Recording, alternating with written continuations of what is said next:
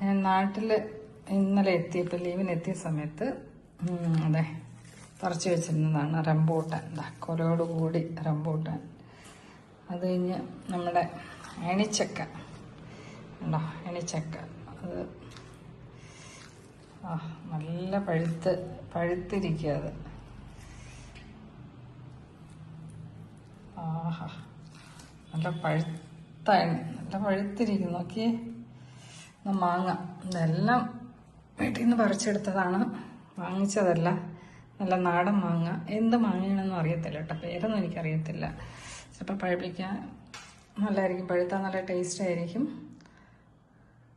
പിന്നെ ഇതും പഴം, ഇതിന് എന്താണ് പറയുന്നത്, നല്ല നാടൻ പഴമാണ്.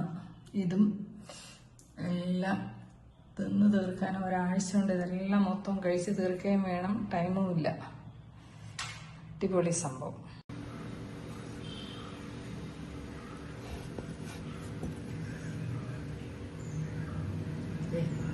നല്ല പഴുത്ത് അടിപൊളി മാങ്ങ, നാടൻ മാങ്ങയാണ് കേട്ടോ. എല്ലാം ഇതൊക്കെ വീട്ടിൽ നിന്ന് പറിച്ചതാണ്, നമ്മൾ കടയിൽ നിന്ന് വാങ്ങിയതല്ല.